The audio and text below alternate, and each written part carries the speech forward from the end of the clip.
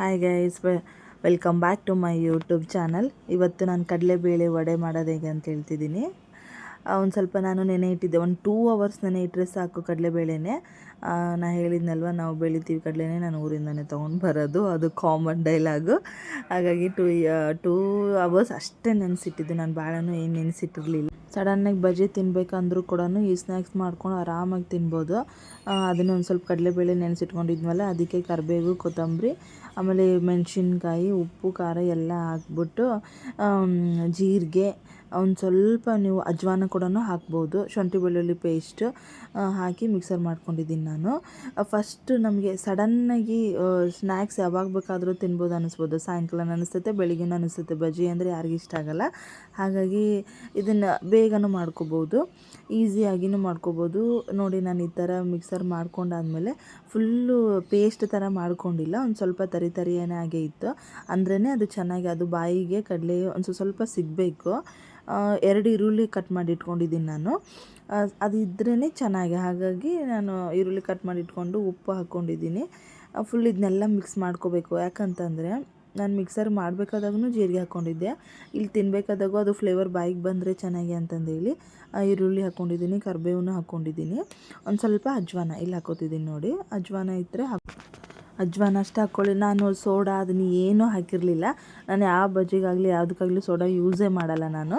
ಹಾಗಾಗಿ ಇಷ್ಟು ಚೆನ್ನಾಗಿ ಮಿಕ್ಸ್ ಮಾಡ್ಕೋಬೇಕು. ಆ್ಯಕ್ಚುಲಿ ಸ್ಪೂನಿಂದ ಮಿಕ್ಸ್ ಚೆನ್ನಾಗಿ ಅನಿಸಲ್ಲ, ಅದು ಕೈಯಿಂದನೇ ಮಾಡಬೇಕು. ಕೈಯಿಂದ ಮಾಡಿದ್ರೇ ಅದೆಲ್ಲ ಮಿಕ್ಸ್ ಆಗುತ್ತೆ. ನಾನು ಸ್ವಲ್ಪ ಸ್ಪೂನಿಂದ ಮಿಕ್ಸ್ ಮಾಡಿಬಿಟ್ಟು ಆಮೇಲೆ ಇದು ಕಂಫರ್ಟ್ ಆಗಲಿಲ್ಲ ಅಂತಂದೇಳಿ ಆಮೇಲೆ ಕೈಯಿಂದನೇ ಮಿಕ್ಸ್ ಮಾಡಿದೆ. ಅದೆಲ್ಲ ಕವರ್ ಆದ ಮೇಲೇ ಒಂದು ಸ್ವಲ್ಪ ಉಪ್ಪು ಟೇಸ್ಟ್ ಹೆಂಗಿರುತ್ತೆ ನೋಡಿ, ಇನ್ನೂ ಸ್ವಲ್ಪ ಉಪ್ಪಾದರೂ ಹಾಕ್ಕೋಬೋದು ನೀವು. ಆಲ್ರೆಡಿ ಎಣ್ಣೆನೂ ಕಾಯಲಿಕ್ಕೆ ಇಟ್ಬಿಟ್ಟಿದ್ದೆ ನಾನು. ಒಂದು ಸ್ವಲ್ಪ ಕಾದಿರೋ ಎಣ್ಣೆ ಹಾಕ್ಕೊಂಡ್ರೂ ಚೆನ್ನಾಗಿ, ಒಂದು 4 ಸ್ಪೂನ್ ಆಗೋಷ್ಟು ಕಾದಿರೋ ಎಣ್ಣೆ ಹಾಕ್ಕೊಂಡ್ರೆ ಇನ್ನೂ ಕ್ರಿಸ್ಪಿಯಾಗಿ ಬರುತ್ತೆ. ಸಖತ್ ಹೊರಗಡೆ ಅಂತೂ ಕ್ರಿಸ್ಪಿ, ಒಳಗಡೆ ಮೆತ್ತಗೆ. ಆಲ್ಮೋಸ್ಟ್ ಈ ಥರ ಬಜ್ಜಿ ಮಾಡ್ಕೊಂಡ್ರೆ ಸಖತ್ತಾಗಿರುತ್ತೆ.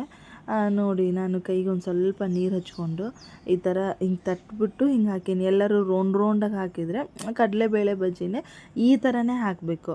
ಅಂದ್ರೇ ಅದು, ಅಂದರೆ ನಾವು ಯಾವಾಗಲೂ ತಿಂದಿರೋದು ಈ ಥರನೇ ಅಲ್ವಾ. ಹಾಗಾಗಿ ಕಡಲೆಬೇಳೆ ಬಜ್ಜಿ ಈ ಥರ ತಿಂದ್ರೇ ಟೇಸ್ಟ್. ನಾನು ಅದೇ ಥರ ಶೇಪಲ್ಲಿನೇ ಮಾಡಿದೆ. ಆಮೇಲೆ ನಮ್ಮ ಮನೆಯವ್ರಿಗೂ ಯಾವ ಥರ ಶೇಪ್ ಇರುತ್ತೋ ಅದು ಅದೇ ಥರ ಬಂದ್ರೇ ಅವರಿಗೆ ಇದು ಕಡಲೆಬೇಳೆ ಬಜ್ಜಿ ಈ ಥರ, ಉದ್ದಿನಬೇಳೆ ಬಜ್ಜಿ ಅಂದರೆ ಈ ಥರ. ಹಾಗಾಗಿ ಅವ್ರು ಫಿಕ್ಸ್ ಆಗಿಬಿಟ್ಟಿರ್ತಾರೆ. ನಾನು ಅದೇ ಥರನೇ ಮಾಡೋದು. ನಾನೊಂದು ಸ್ವಲ್ಪ ಎಲ್ಲ ರೆಡ್ಡಿಶ್ ಆಗೋವರೆಗೂ ಎಲ್ಲ ಫ್ರೈ ಮಾಡಿಕೊಂಡೆ.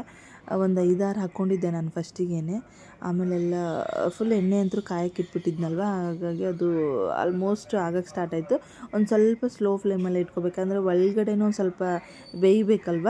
ಹಾಗಾಗಿ ಒಳಗಡೆನೂ ಬೇಯಬೇಕಂದ್ರೆ ಸ್ವಲ್ಪ ಸ್ಲೋ ಫ್ಲೇಮಲ್ಲಿ ಇಟ್ಕೊಂಡಿದ್ದೆ ನಾನು. ರೆಡ್ಡಿಶಾಗಿ ಚೆನ್ನಾಗಿ ಬಂದಿತ್ತು.